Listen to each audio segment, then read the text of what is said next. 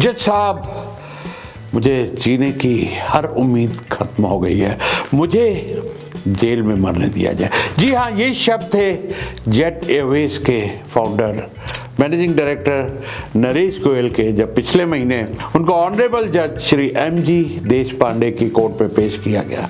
कांपते हुए हाथों से वो बुरी तरह कांप रहे थे और उन्होंने कहा कि आप मुझे हॉस्पिटल भेज रहे, मेरे में चलने की हालत नहीं है, और जब मुझे हॉस्पिटल भेजा जाता है तो वहाँ पर मेरा नंबर भी नहीं आता है, और आर्थर जेल में मेरी हालत ऐसी है कि मैं एक एक दिन मौत का इंतज़ार कर रहा हूँ। मेरी वाइफ को कैंसर है, मेरी इकलौती बेटी भी बीमार है, मेरे में अब जीने की हर इच्छा खत्म हो चुकी है, कृपया करके मुझे हॉस्पिटल नहीं भेजें और जेल में मरने दें। ये थे शब्द इंडिया की सबसे बड़ी एयरलाइन, किसी समय की सबसे बड़ी एयरलाइन जेट एयरवेज के फाउंडर श्री नरेश गोयल के। जनवरी में पिछले महीने इनको कोर्ट पे पेश किया गया, तब उन्होंने कांपते हुए हाथों से, पूरा शरीर इनका पत्ते की तरह कांप रहा था, और जज से ये देखा नहीं गया। उन्होंने दया करके उनको बहुत उनके ऊपर दया आई और उनको अलाउ किया कि उनकी पूरी मेडिकल केयर की जाए, उनको पूरी सुविधाएं प्राप्त की जाए, और उनको बार बार पर्सनली भी अब कोर्ट आने की ज़रूरत नहीं है। तो जज ऑनरेबल जज देशपांडे जी ने कुछ ये रियायतें जज साहब ने नरेश गोयल जी को अलाउ कर दी। तो दोस्तों, यहाँ पर एक बहुत बड़ा लेसन है, बहुत बड़ी केस स्टडी है कि एक आदमी जो कैशियर की पोस्ट से, जी आपने मामा की कंपनी में कैशियर की पोस्ट से वो आगे बढ़े और इंडिया की सबसे बड़ी एयरलाइन बने। ऐसी क्या वजह हुई कि एयरलाइन तो बैंकरप्ट हुई, साथ ही उनको भी जेल जाना पड़ा। कोई 568 करोड़ के गबन का केस डाला कैनरा बैंक ने उनको, और ईडी ने उनको अरेस्ट किया। तो आइए स्टेप बाय स्टेप पहले तो बैकग्राउंड जानते हैं कि जेट एयरवेज शुरू कैसे हुई, जेट एयरवेज सबसे बड़ी कैसे बनी, और जेट एयरवेज का डाउनफॉल क्यों आया, और वहाँ से एक एसएमई, एक एमएसएमई, क्योंकि जो लोग भी ये वीडियो देख रहे हैं, आज आपका बिजनेस छोटा है, कल आपका बिजनेस बड़ा भी होएगा, और जब आपका बिजनेस बड़ा होएगा तो किन बातों का ख्याल रखना है, वो इस तरह की केस स्टडीज से बहुत कुछ सीखने को मिलता है। तो आइए मैं आज को स्टेप बाय स्टेप आज आपको बताऊंगा, एंड तक ये वीडियो ज़रूर देखिएगा। बहुत सारी लर्निंग्स है, बहुत ही ज़्यादा कुछ सीखने को मिलेगा, इसमें बहुत कुछ तजुर्बा छुपा हुआ है कि कैसे आप काम को बढ़ा सकते हैं, कैसे आप संभाल सकते हैं, या कौन सा काम आपको नहीं करना चाहिए, क्या आपको नहीं करना चाहिए जिसकी वजह से इतना बड़ा डाउनफॉल हो सकता है कि हज़ारों करोड़ का आदमी इसकी ये हालत हो गई कि जेल में जाके अपनी मौत का इंतज़ार करना पड़े। ईडी की चार्जशीट में ये इल्ज़ाम लगाया गया नरेश गोयल पे कि उन्होंने जेट एयरवेज के पब्लिक फंड्स, बैंक के फंड्स को साइफन ऑफ किया। जहाँ साइफन ऑफ कहते हैं एक तरीके से गबन करना, एक तरीके से गलत सलत हेड्स में एक्सपेंसेस दिखा के अपनी पत्नी के नाम, अपने बच्चों के नाम बहुत सारी कमीशंस दिखाई, और भी बहुत सारे गलत सलत हेड में कंपनी से वो पैसा अपने पर्सनल यूज़ के लिए, फैमिली के खर्चों के लिए काफ़ी सारा रुपया उन्होंने कंपनी से निकाला। तो नरेश गोयल ने 2019 में एमिरेट एयरलाइन जो दिल्ली से दुबई जा रही थी, उनको मिड एयर में आदेश हुआ एयर ट्रैफिक कंट्रोल का कि इमीडिएटली पलटो। पायलट हैरान, क्रू हैरान के इतना सख्त आदेश क्यों आया कि आधे रास्ते में वापस आओ। जब वो वापस आए तो एमिरेट्स की फर्स्ट क्लास में नरेश गोयल और उनकी पत्नी, उनको ऑफलोड किया गया और अरेस्ट किया गया। ये उनके लिए बहुत हैरानी की बात की कि इंडिया की सबसे बड़ी एयरलाइंस के मालिक को इस तरीके से ऑफलोड किया गया, बीच में से एयरक्राफ्ट को वापस मोड़ के। तो यहाँ से शुरू हुई डाउनफॉल जेट एयरवेज की, कि जहाज के बाद वो कभी उठ नहीं पाए और ऐसे गिरे कि जेल में पहुंच गए। तो अप्रैल 2019 में आखिरी फ्लाइट जेट एयरवेज की अमृतसर से दिल्ली के लिए उड़ी, और उसके बाद जेट एयरवेज बंद हो गई। टोटल जेट एयरवेज की देनदारी तकरीबन 25,000 करोड़, जी हाँ 25,000 करोड़, जिसमें से एम्प्लॉयज़ की सैलरीज, क्रेडिटर्स की देनदारी, एयरपोर्ट अथॉरिटी की देनदारी और बैंक्स की देनदारी मिला के तकरीबन 25,000 करोड़ की टोटल देनदारी जेट एयरवेज के बंद होने के बाद उनके ऊपर निकली। नरेश गोयल जी का जन्म 1949 में हुआ सांगोर पंजाब में। इनिशियल डेज में वो अंकल की ट्रेवल एजेंसी में कैशियर का काम करते थे, अपने अंकल की, और छोटे छोटे काम, कार्गो के, ट्रैवल के, छोटी छोटी टिकटें, जी हाँ, दिन में 200-500 रुपए की आमदनी ये टिकट्स बेचते थे। और वहाँ से इन्होंने अपनी जर्नी शुरू की और धीरे धीरे करके इन्होंने अपने नेटवर्क को बढ़ाया, अपने कनेक्शन बनाए, क्योंकि ये एयरलाइंस की जितनी भी बड़ी बड़ी गैदरिंग्स और सेमिनार्स होती थी ये ज़रूर अटेंड करते थे। और नेटवर्किंग को इन्होंने बहुत अच्छी तरह लेवरेज किया, दोस्तियां बनाई, बहुत सारे लोगों से मिलना जुलना शुरू किया और धीरे धीरे करके ये पॉलिटिशियंस से भी, यहाँ नेताओं के साथ भी उठने बैठने लग गए। और 1993 में जेट एयरवेज की शुरुआत हुई। और जब ये शुरू हुए उस टाइम में प्राइवेटाइजेशन अभी अभी हुआ था, कंपटीशन सिर्फ गवर्नमेंट एयरलाइन से था और इनकी सर्विस इतनी बढ़िया, ऑन टाइम फ्लाइट, अंदर अच्छा खाना, अच्छी सर्विस, अच्छे एयरक्राफ्ट, ये देखते देखते देखते इनका बिजनेस दिन दूना रात चौगुना बढ़ता चला गया और 119 से ज़्यादा एयरक्राफ्ट ये इंडिया के, भारत के अलग अलग रूट्स पे चलाने लग गए।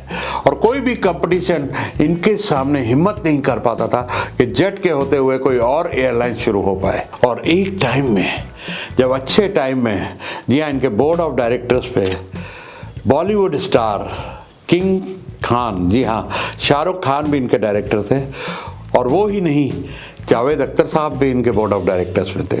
तो नरेश गोयल के कनेक्शन इतने स्ट्रांग थे, पहुंच इतनी थी कि टाटा को, जी हाँ, टाटा वापस एयरलाइन शुरू करना चाहते थे, लेकिन वो कामयाब हो गए उनको दूर रखने में। टाटा साहब इतने फ्रस्ट्रेट हो गए कि वो एयरलाइन नहीं शुरू कर पा रहे थे, क्योंकि नरेश गोयल साहब की हर जगह पॉलिटिकली, राजनीति में और भी अच्छी खासी उनका रसूख था, अच्छा खासा उनका दबदबा था। इस वजह से रतन टाटा भी एयरलाइन शुरू नहीं कर पाए। तो दोस्तों, जेट एयरवेज ही एक ऐसी एयरलाइन है जो 25 साल तक सरवाइव की। बहुत ज़्यादा एविएशन सेक्टर में, एयरलाइन इंडस्ट्री में उथल पुथल हुई, लेकिन ये चलते रहे चलते रहे। अब जब इनका बुरा वक्त शुरू हुआ तो सबसे पहली गलती इन्होंने की कि सहारा एयरलाइन को टेक ओवर किया। अब सहारा ऑलरेडी लॉस पे थी, सुब्रतो राय साहब बहुत बड़ी तकलीफों से गुजर रहे थे, इतनी प्रॉब्लम में एयरलाइन थी, वो मिस्टेक इनको बड़ी भारी पड़ गई कि उन्होंने जब सहारा को टेक ओवर किया। और जब इन्होंने सहारा को टेक ओवर किया तो एक नया ब्रांड शुरू किया, जेट लाइट। 2017 तक आते आते तकरीबन 1800 करोड़, जी हाँ, 1800 करोड़ का घाटा हो चुका था और वो अपनी किताबों में उनको राइट ऑफ करना पड़ा, उस घाटे को बुक करना पड़ा। इसका आगे बताऊंगा कि इसका परिणाम और क्या हुआ, जेट लाइट का ब्रांडिंग पे क्या असर पड़ा और कंज्यूमर पे, कंफ्यूजन जो होता है कंज्यूमर पे, उसका क्या नतीजा हुआ, ये मैं आगे बात करूंगा। लेकिन साथ साथ गोयल साहब मशहूर थे बढ़िया बढ़िया पार्टी करने के लिए, उसी वजह से इनका रसूख, इनकी पहचान हर जगह बढ़ती थी। गोवा में बहुत शानदार बढ़िया पार्टियां करते थे जिसमें इंटरनेशनल एयरलाइंस और भी बड़े बड़े इन्फ्लुएंसर्स, इन्वेस्टर्स सब पार्टिसिपेट करते थे। तो इनका सहारा से पहले पहले काफी कुछ बढ़ रहा था, कुछ KLM से टाई अप हुआ इनका। और एक बहुत बड़ा फायदा हुआ जब FDI, foreign direct investment allow हुई इंडिया में, तो एतिहाद ने 26% जेट में स्टेक लिया, 26% के शेयर लिए, उसका भी इनको टेम्परेली बहुत बड़ा फायदा हुआ और जेट मजबूत पे मजबूत होता चला गया। ये सारी सहारा के टेक ओवर के पहले की बात है। 1992 से 2004 तक जेट एयरवेज जो लगातार बढ़ती चली गई और 2005 में तकरीबन 1898, जी हाँ, 1900 करोड़ का लिस्टिंग हुआ, फंड रेजिंग हुआ। यहाँ तक तो बहुत अच्छा चल रहा था। बस गलतियाँ जब शुरू हुई, कहते हैं विनाश काले विपरीत बुद्धि, और एक के बाद गलतियाँ होती चली गई, मुसीबतें इनके सर पे आती चली गई और कंपटीशन बढ़ता चला गया। तो आइए एक एक करके स्टडी करते हैं कि इतनी बड़ी एयरलाइन का फॉल कहाँ से हुआ। और ओनर, फाउंडर नरेश गोयल, जो एक जाने माने एयरलाइन के ओनर थे, फाउंडर थे, वो जेल में अब उन लोगों के साथ, यूनिटेक के फाउंडर और बहुत सारे जो वाइट कॉलर क्राइम होते हैं, यूनिटेक के चंद्रा साहब हैं, वहाँ पे अपने यस बैंक के राणा कपूर साहब हैं, बहुत सारे ऐसे लोगों के साथ वो ऑर्थर जेल में अब बुरे हाल में, जो मैंने शुरू में बताया कि टांगें काँप रही, शरीर काँप रहा है, पूरा शरीर जर्जर हो चुका है, बीमार हो चुके हैं और मरने तक की दुहाई दे रहे हैं कि मुझे जेल में मरने दिया जाए शांति से। तो आइए एक एक करके स्टडी करते हैं जेट एयरवेज की डाउनफॉल का क्या रीज़न है। और उससे देखिए, आप भी आज नहीं कल बहुत सारे लोग जो वीडियो देख रहे हैं, आज आप जिस भी स्टेज पे हैं, आपकी ज़िंदगी में भी ऐसा टाइम आ सकता है जब आप बहुत बड़े बिजनेस ओनर बने, आप स्केल अप करें, आपकी कंपनी लाखों करोड़ों की बने। तो आपके लिए यहाँ पर क्या सीखे होंगी कि उस टाइम में, देखिए मैं हमेशा कहता हूँ पैसा कमाने से ज़्यादा पैसा संभालना 10 गुना मुश्किल है। तो कुछ नॉलेज और तजुर्बा यहाँ पर मैं आपको बताऊँगा कि कैसे पैसा संभालना चाहिए। जो गलतियाँ इन्होंने की वो गलतियाँ सबसे हो सकती हैं, हर बड़े बिजनेसमैन से हो सकती हैं। मुझसे भी एक टाइम में जब IPO आया था तो इस तरह की गलतियाँ हुई थी। सारी चीज़ें एनालाइज करेंगे, एंड तक बने रहिएगा।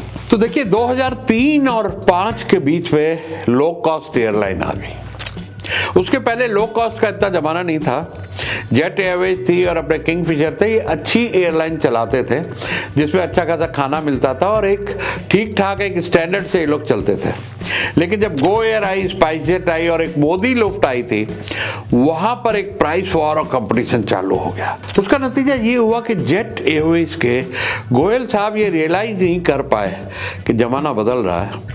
अब जो टिकट वो अगर 7-8 हज़ार की बेच रहे हैं और ये एयरलाइन 4-5 हज़ार की, 3 हज़ार की, 2 हज़ार की बेच रही है, तो उस कंपटीशन के टाइम में, और इंडिया ग्रो कर रहा था, एयर ट्रेवल पहले एक लग्जरी मानी जाती थी, सिर्फ बड़े बड़े बिजनेसमैन ही चलते थे।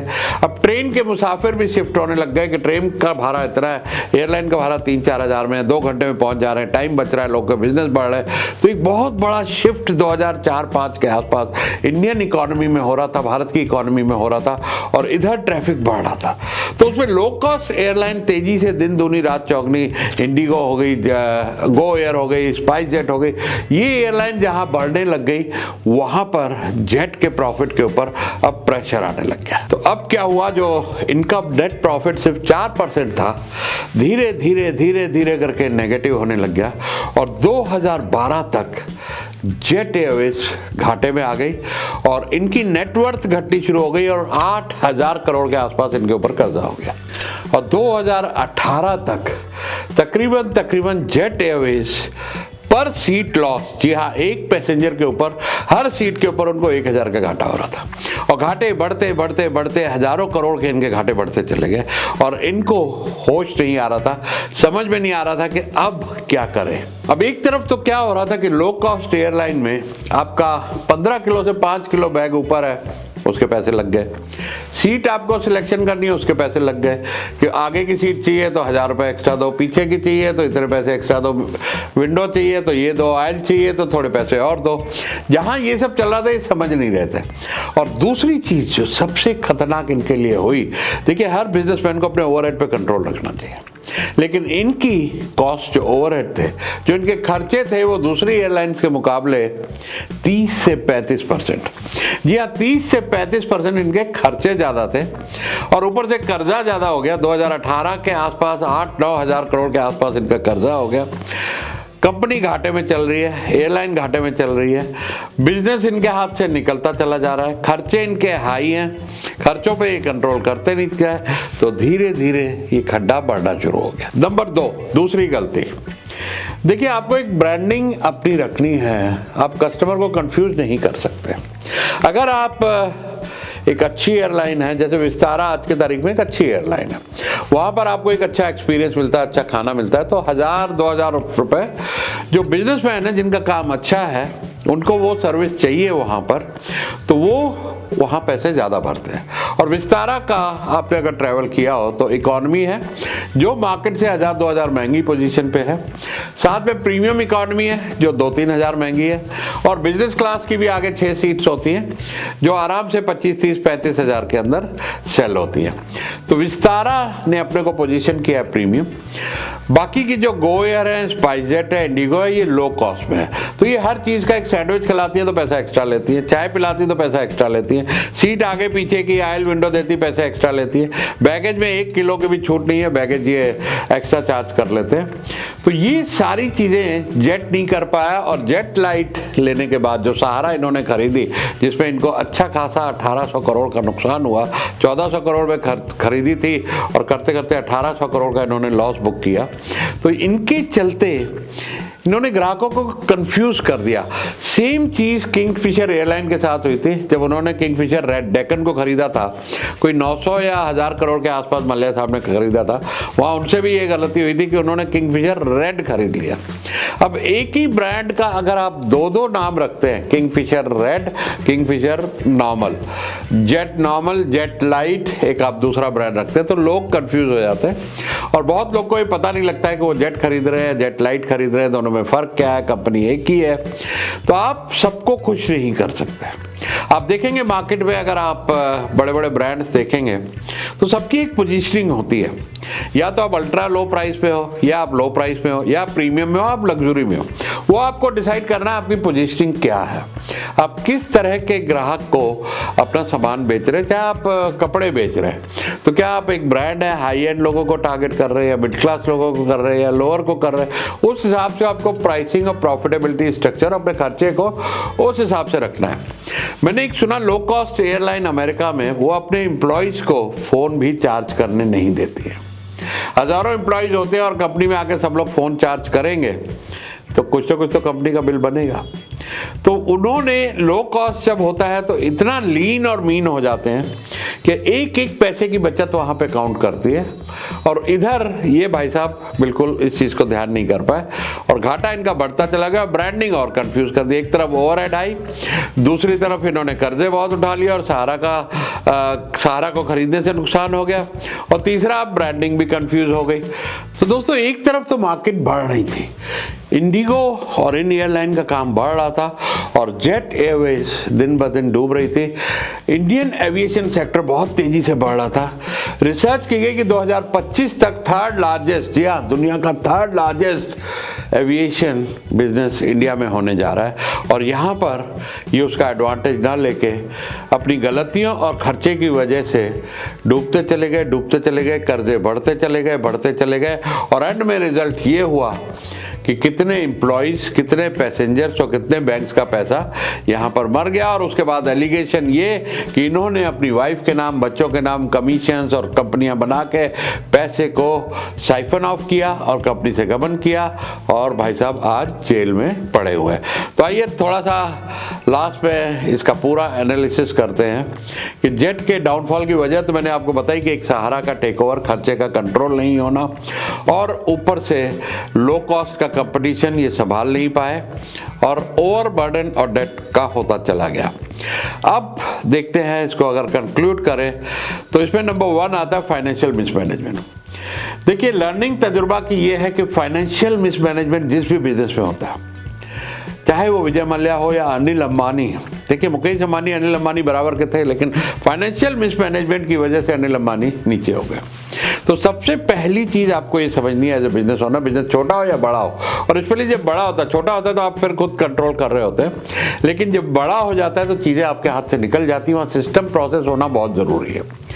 तो फाइनेंशियल मिसमैनेजमेंट एक बहुत बड़ा रीजन रहा है जेट एयरवेज के डाउनफॉल का। दूसरा रीजन रहा कंपटीशन, और कंपटीशन तो आ ही जाता है। बहुत इन्होंने 20-25 साल राज किया एविएशन सेक्टर में अपने रसूख की वजह से। दूसरी एयरलाइन को आने नहीं दिया, लेकिन गवर्नमेंट चेंज होती है, दूसरी एयरलाइन आती हैं, कंपटीशन आता है। उस कंपटीशन को इन्होंने समझा नहीं, प्राइसिंग स्ट्रक्चर को समझा नहीं, कॉस्ट स्ट्रक्चर को समझा नहीं।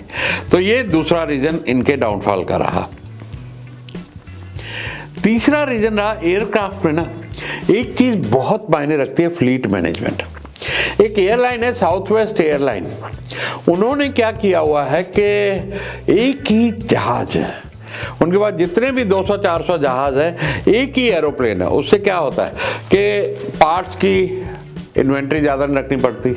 अब आपके पास 10 बोइंग है, 10 एयरबस है, 10 कोई और है, 5 कोई और है, आपने 5 कंपनियों से तो एयरक्राफ्ट खरीद लिए, तो सबके आपको पार्ट्स रखने पड़ेंगे, सबकी मेंटेनेंस इंजीनियर अलग अलग रखने पड़ेंगे। तो वो एक कॉस्ट स्ट्रक्चर होता है, प्लस कैसे कैसे मैनेज होए कि आपको कम से कम ग्राउंड पे रुके। देखिए, एयरलाइन का मतलब है maximum time in the air, जहां जितना हवा में रहेगा उतना कंपनी को फायदा होगा। तो उसकी मैनेजमेंट में भी ये कहीं ना कहीं कमी कर गए, क्योंकि कंप्लेसेंट हो जाते हैं। जब काम बढ़िया चलता है तो बिजनेसमैन सोचता है अरे बढ़िया चल रहा है, लेकिन अंदर अंदर कहाँ घाटे हो रहे हैं। तो पूरी की पूरी जो एयरलाइन फ्लीट की मैनेजमेंट बड़ी ही इनएफिशिएंट हो गई। इनके जहाज कहीं ना कहीं खड़े रहते थे, एयर में कम रहते थे, और उसकी वजह से भी लॉस बढ़ता चला जाता था। इसके बाद आ जाता है लेबर इश्यूज। तो यहाँ भी ना इनकी कोई HR पॉलिसीज बढ़िया नहीं रही, जिसकी वजह से बहुत सारी स्ट्राइक होती रहती थी, और जब स्ट्राइक होती थी तो उससे बिजनेस भी हर्ट होता था, कस्टमर भी परेशान होते थे, और वो दूसरी एयरलाइन में जाते थे कि आज नहीं कल कोई ना कोई बखेड़ा जेट एयरवेज में खड़ा रहता है, फ्लाइट्स कैंसिल होती रहती हैं। तो लेबर को भी यहाँ पे मैनेजमेंट अच्छा नहीं हुआ। इसके बाद आता है कि गवर्नमेंट की पॉलिसीज भी बहुत ज़्यादा उथल पुथल हुई पिछले 25 साल में। अब तो काफ़ी स्टेबल हो गई है, लेकिन इसको लेके कब FDI अलाउड है, कब नहीं है, फॉरेन एयरलाइन से क्या टाइप कर सकते हो, क्या नहीं कर सकते हो, पैसा कहाँ से कितना उठा सकते हो, नहीं उठा सकते हो, और इन सब के चलते कहीं ना कहीं एयरलाइन इंडस्ट्री में ये बड़ा उथल पुथल रही है, जिसका फर्क और असर जेट एयरवेज पे भी पड़ा। इसके बाद आता है ग्लोबल फ्लक्चुएशन। देखिए, इस इंडस्ट्री का डायरेक्ट जो भाग्य है ना, वो जुड़ा हुआ है ऑयल प्राइसेस से। ऑयल प्राइस ऊपर होते हैं, इनके प्रॉफिट कम हो जाते हैं, ऑयल प्राइस नीचे होते हैं, प्रॉफिट बढ़ जाते हैं। इकोनॉमिक रिसेशन 2008 में इतना बड़ा दुनिया को झटका लगा कि मुझे याद है 2008 के आसपास होटल्स तक खाली पड़े थे। इतना भारी रिसेशन था, लोगों की नौकरियां चली गई थी, ट्रैवल कम हो गया था। तो उसका इम्पैक्ट भी इनको भारी आया, और उसके लिए ज़रूरी है कि फाइनेंशियल पोजीशन हेल्दी हो।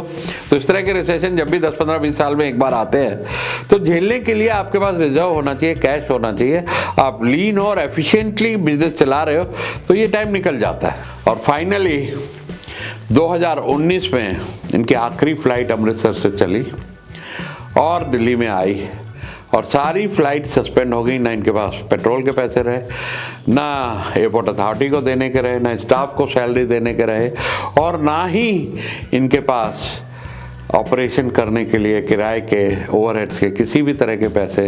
हर तरफ से वो एक खड्डा इतना बड़ा हो गया कि एयरलाइन पूरी की पूरी बैठ गई। और फाइनली जब सारा कच्चा चिट्ठा खिला, बैंकों ने हिसाब किताब देखा, गबन कितना हुआ है, साइफन कितना हुआ है, तो दिल्ली दुबई की फ्लाइट से इनको उतार के और जेल में भेज दिया गया। तो दोस्तों, कंक्लूड करता हूँ इसको कि बहुत बड़ी लर्निंग है कि आप इंडस्ट्री कोई भी हो। देखिए, ये तो एयरलाइन इंडस्ट्री का केस स्टडी था, जिसके अंदर overhead management, fleet management, customer management, brand management, competition management, price management, बहुत सारी चीज़ें आती हैं। और ये सारी एयरलाइन पे नहीं, चाहे आपका बिजनेस छोटा हो, चाहे 10, 20, 50 लाख का हो, या 10, 20, 50 करोड़ का हो, या 10, 20, 50 हज़ार करोड़ का हो, फंडे वही है कि आपको अपने कंपटीशन को ध्यान रखना है, इनोवेट करना है, अपनी प्राइसिंग पे ध्यान रखना है, और साथ ही साथ समय के साथ बदलते जाना है, और बहुत टाइट फाइनेंशियल मैनेजमेंट रखना है, क्योंकि जिसके खाते पक्के नहीं हैं, वो बिजनेस छोटा हो या बड़ा हो, आज नहीं कल बैठने वाला है। तो दोस्तों, वीडियो अच्छा लगा हो तो चैनल को सब्सक्राइब करें, लोगों के साथ शेयर करें। ऐसी बहुत सारी केस स्टडीज़ में अलग अलग बिजनेसेस की, छोटे बिजनेसेस की, स्टार्टअप बिजनेस की, फ्रेंचाइज कैसे दें, बहुत सारा तजुर्बा लेके आपके पास आने वाला हूँ। चैनल पे बने रहिएगा, और इस तजुर्बे से जो आप सीखें उसके लिए कमेंट बॉक्स पे डालिएगा, और आपको किस टॉपिक पे, किस सब्जेक्ट पे वीडियो बनाने हैं, मैं हर कमेंट को पढ़ता हूँ और कोशिश करके हर कमेंट का जवाब देता हूँ। Thank you.